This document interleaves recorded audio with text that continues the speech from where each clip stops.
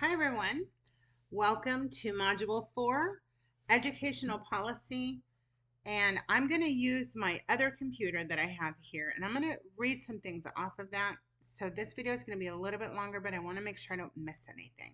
So please excuse the fact that I won't have eye contact the whole time. So your objectives. By the end of the module, students will be able to identify legal precedents that have led to educational policy through the lens of equity and inclusion as evidenced by a research project. So there's a lot to take in there. We're looking at legal precedents and we're looking at educational policy. By the end of the module, students will be able to explain how contemporary demographics influence public schools and institutions of higher education, as evidenced by, again, collaborative research and then discussion in the discussion boards. So this one is, it's going to be a lot of research for sure. There is a PowerPoint for you called Equity, Inclusion, Legal Precedents. Make sure that you watch that at the start of this module. And then I've also included a little cheat sheet called Helpful Information on Demographics, because you're going to need to choose a certain demographic to research for this module. So different demographics, when we're talking about that, we're talking about people with different ability levels, different religions, different races, different ethnicities, and also different socioeconomics, which is how much money essentially you make.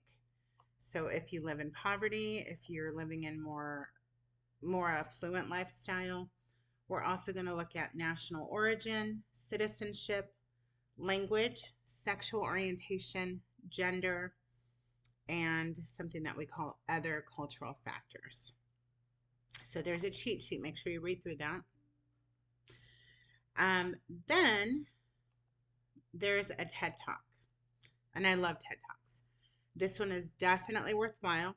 And so it's called How America's Public Schools Keep Kids in Poverty. And so I'm asking you to watch the video and then share your thoughts on the presenter's perspective and what she has to say. What stands out about that message?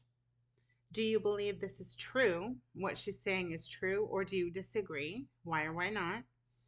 And then make sure that you answer the discussion question and also respond to the postings of other classmates.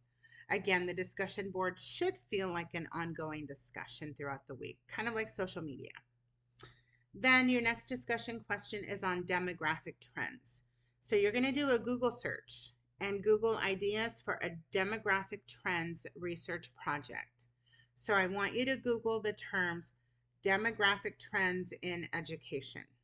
Google that whole thing and see what you find. Hopefully you'll get a whole plethora of ideas. Which ones spark your interest?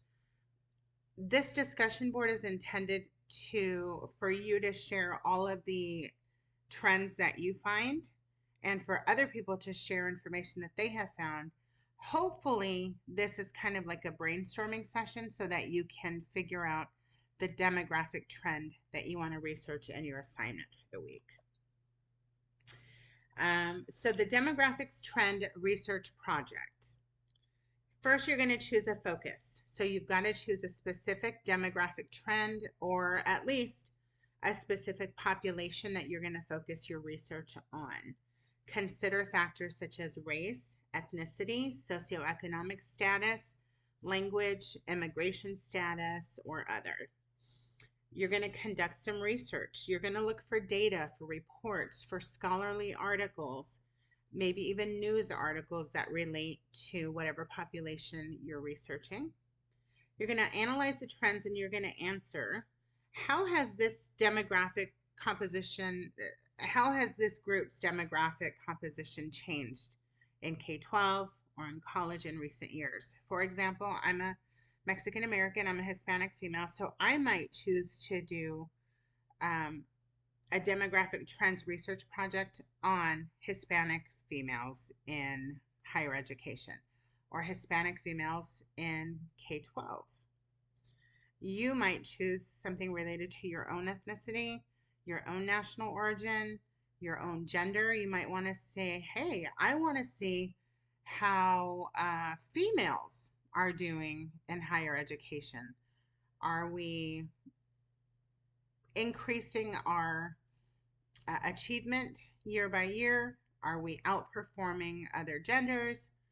Then you're going to identify equity issues. So explain how demographic shifts intersect with educational equity and social justice. So consider how certain demographic groups might face certain barriers to access, to opportunities, or to achievement in the education system. Then you're going to propose recommendations. So based on the research that you did, you're going to propose recommendations for addressing equity gaps for this subpopulation. So let's say that you're doing an underrepresented group and you are researching, let's say that you are researching Native Americans in K through 12th grade and their student achievement.